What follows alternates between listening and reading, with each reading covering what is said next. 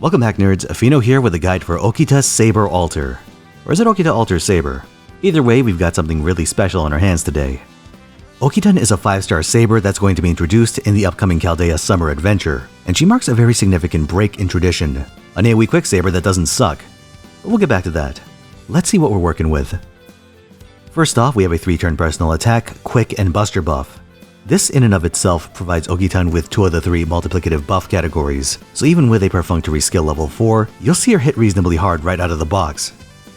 Next up, we have a 30% battery with 3 turns of crit damage and 1 turn of star absorption. This is both a looping tool and something to enable threatening face cards. As a quick servant, Okita is going to make plenty of stars. The absorption effect is limited, which is weird, but I wouldn't worry too much about it. As a Saber, Okita has relatively decent base absorption, while casters like Scotty are much less absorbent. So barring any card weight shenanigans, she should win the suck war even outside of that 1 turn. Because of this, you should use this first and foremost, based on when you need that battery. And here's an added bonus. Okita has a pretty good crit damage passive, so you get even more muscle to throw against unsuspecting fish cakes.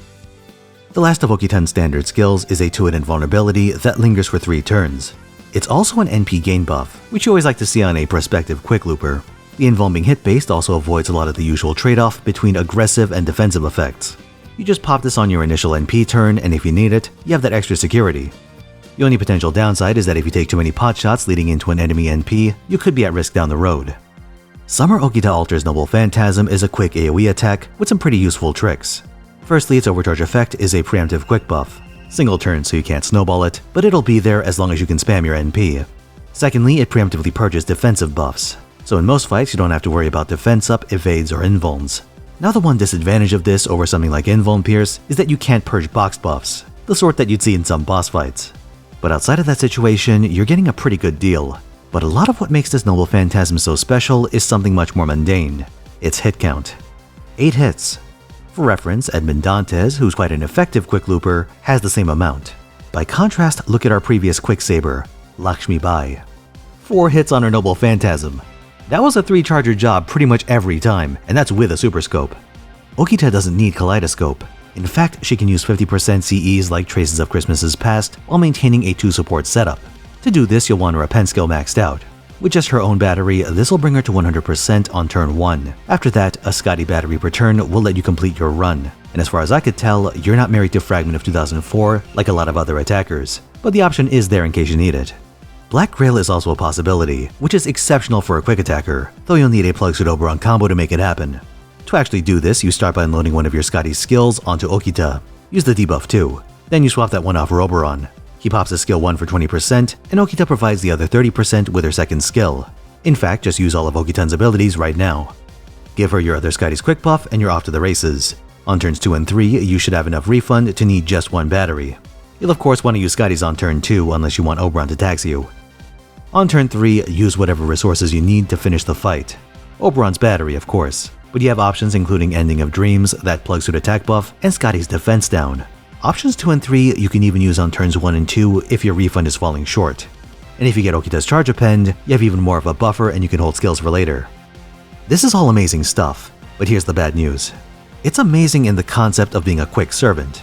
Quick farming is like the little leagues, but also expensive like being in the pros. You're mostly bound to 3-3x enemy arrangements and maybe a few oddballs with a 2 enemy wave, much like standard arts teams. But those can get high damage while being way more efficient in terms of your team's deployment cost. Their main attackers can run event CEs with 0% starting charge and do it plugless, so you don't need to reserve a slot for Oberon. And buster teams can brute force punishing layouts like a 1-2-1 enemy arrangement, even though a lot of their attackers need specialized CEs. Okita is, in other words, the ideal servant for a bygone age. One before Castoria, before 90+, certainly before 90++. So Okita Saber Alter generally won't be the optimal pick for farming. But I do have good news. Okita is part of a trend where even though the quick system itself is the least impressive of the 3, it'll continue to get very distinct and or powerful units to compensate. This has benefits, some of which are inherent to Okita herself. For instance, she has the second highest attack of all Sabers, being in a 3-way tie with Sigurd and Altrio. Ibuki's number 1 by the way. Given how efficiently she crits in the first place, she can leverage quite a bit of damage on her face cards. She's also graced with one of the few useful anti-class appends in the game, Anti-Berserker Damage, and she can farm them without too much trouble in the refund department either. I'll note that Okita has a 2-quick, 2-buster deck. That extra buster card is going to come in handy because around this time in 2024, we're going to get a second Scotty. And I don't just mean a summer-themed Scotty in some random class with a Mickey Mouse kit, though she is two of those things. I mean that as far as the Scotty farming system is concerned, she's as good as the original. Better even. Kinda reminds me of the relationship between the summer versions of Single Mother Okita and Space Age Okita. Summer Scotty has a 50% battery and quick buffs like you'd expect, but she also has a cocktail of attack, stars, both upfront and recurring, buster crit, and buster star absorption, so you have a very nice avenue of offloading your crit stars. If you've been looking at that star count in my footage, you'll notice that we've been consistently hitting the star cap, and then some. So I guess the absorption isn't even necessary, huh? You know what? I take it back. Okita does have a pretty valid niche. Boss fights with trash. You can obliterate the small fry with her noble Phantasm, and then unload into the big bad with absolutely vicious crits. Pretty good. But believe it or not, Okita's got one more trick, and it's the filthiest one of all. What restricts a lot of arts and buster teams is that you're only as good as your attacker. If you have an NP1 Mordred, you're bottlenecked by the damage of an NP1 Mordred. That's because in order to run 2 Castorias or 2 Vitches, one of those needs to come from your friends list. Even if you have an extra one in your second archive, you can't run 2 of your own copies at the same time. Think of it as FGO's species clause.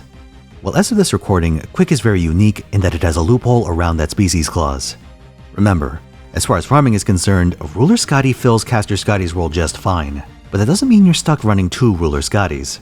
If you own both Caster and Ruler Scotty, you can pick whatever the hell you want from your friends list. So you can just entice a devoted Okita friend to grace your support roster and boom. NP5 120 Saber Okita Alter. You can run the proper Scotty system and you don't have to spend a dime, at least not an Okitan, but you'll have to hope they keep their craft essences current. But yeah, unless you have a particular affinity for a servant, you don't need to roll for quick attackers anymore.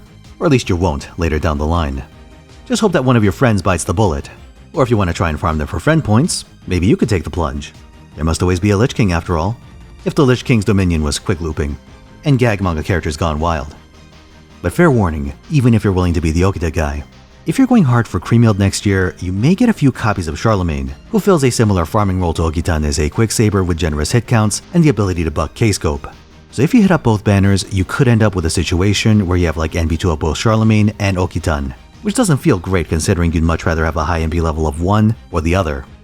There are 2 notable trait-based supports for Okitan. First, we have the future Yamanami Keisuke, who's this weird support saber. He has a non-damaging noble Phantasm that grants attack, stars per turn, party charge, and, specifically for other Shinsengumi, crit damage.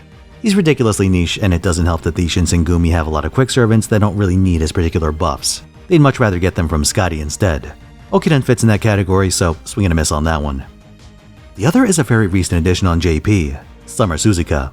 She amplifies the NP damage of Summer's servants, and she also has a targeted NP gain skill that comes with a 1-turn cooldown reduction. Summer Suzuka is an AoE quick rider, so if you need to run a Saber Rider combo for whatever reason, you can pick and choose who gets the relevant Scotty buffs. Tragically, quick teams don't have access to good spread charging like arts lineups, so you may find things quite jank on that front. Summer Okita Alter is a weird servant, not in terms of fundamentals. She's quite strong for a quick servant, no denying that. But being a quick attacker nowadays puts you in a very weird position. You don't need quick attackers for high-end content, outside of ones that restrict duplicate supports. But if you want to, the option's there. And once Ruler Scotty comes out, you don't even need to have Summer Okitan to take advantage of her power. This puts her in the strange spot of being a good servant that's both out of meta, and one where you have questionable incentives to roll for them. If anything, I'd imagine a lot of you are really after Summer Anastasia on this banner. But if you happen to get some Okitans along the way, just know that she's quite good in that off-meta role. But now that Quick is off-meta, you should keep an eye out, because the developers seem to use it as a testbed of out-there experimental concepts, and there's a few coming down the road. Like if you found this helpful, subscribe for more, and come check out my second channel over on Fino and Friends. I recently did JP Summer rolls, and let me tell you, Shakespeare couldn't write a more tragic story than what happened that day. So stop on by to see how that turned out. Link on screen. I'll see you there.